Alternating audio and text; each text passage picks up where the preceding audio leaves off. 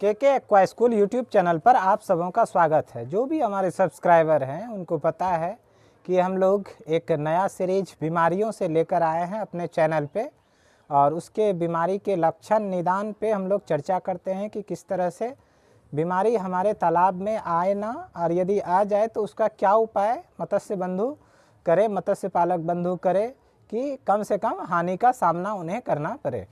तो चलिए आज एक नए रोग के बारे में हम लोग चर्चा करेंगे।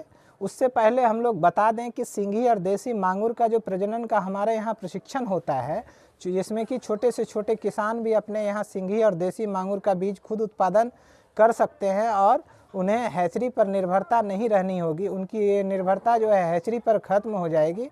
उस पे जो हम लोग प्रशिक्षण चला रहे हैं, तो आप लोग संपर्क दिए गए नंबर पे संपर्क कर सकते हैं।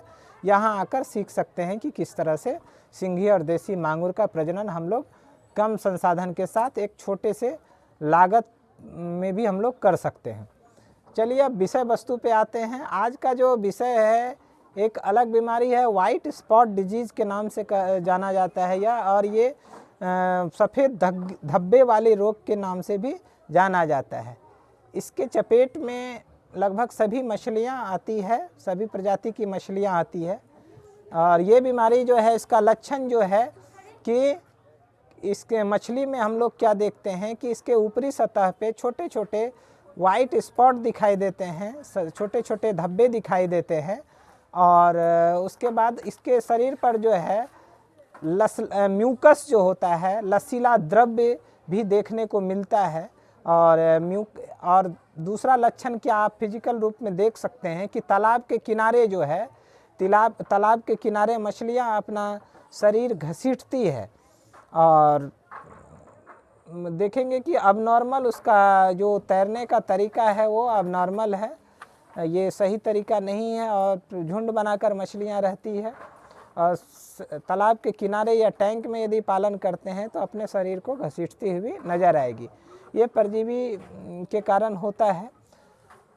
और हमारे ये तालाब का पैरामीटर यदि बिगड़ता है, चाहे वो अमोनिया हो या पीएच हो या कुछ भी, और जैसे कि क्या बोलते हैं उसको, अधिक असंतुलन आ जाए हमारे तालाब के इसमें पानी में, तो उसके कारण भी होता है। ओवर क्राउडिंग के कारण भी यह समस्या देखने को मिलता है।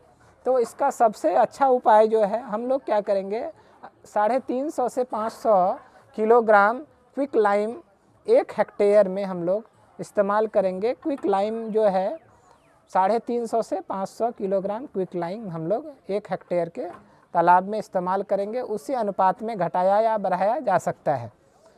और इसका इस्तेमाल करने से हम देखेंगे क्या कि काफ़ी हद तक इसमें रोकथाम आपको देखने को मिलेगा। और जो टैंक में पालन करते हैं उसके लिए, या फिर एक हमारा पिछला वीडियो जो आया था कि हम बताते हैं कि पोटासियम पर, पिछला जो रोग का चर्चा हुआ था उसमें हमने कहा था कि ये पोटासियम परमैंगनेट से स्नान करवाना अलग करके, तो ये समस्या प्रैक्टिकल रूप में तो ज़रूर आती है, लेकिन एक हॉस्पिटल टैंक निश्चित रूप से कोई भी मत्स्य पालक यदि करते हैं तो हॉस्पिटल टैंक बना के रखना चाहिए।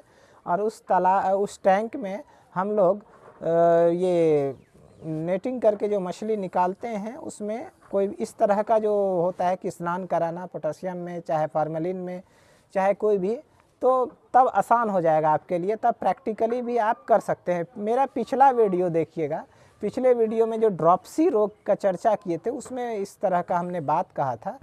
और एक मत्स्य बंधु हैं, उन्होंने कहा था कि ये प्रैक्टिकली संभव नहीं है, संभव सब कुछ है, करने से संभव है। और हम लोग अब पिछला कमेंट पे ध्यान चले गया तो उस पर हम लोग चले गए। ये जो वाइट स्पॉट का हम चर्चा कर रहे थे, वाइट स्पॉट आप तो समझ में आ गया होगा आपको, म्यूकस रहता है मछली के शरीर में, अत्यधिक लसीला द्रव्य आपको देखने को मिलेगा और वाइट स्पॉट, उजले धब्बे जो हैं पूरे शरीर में आपको दिखाई देंगे।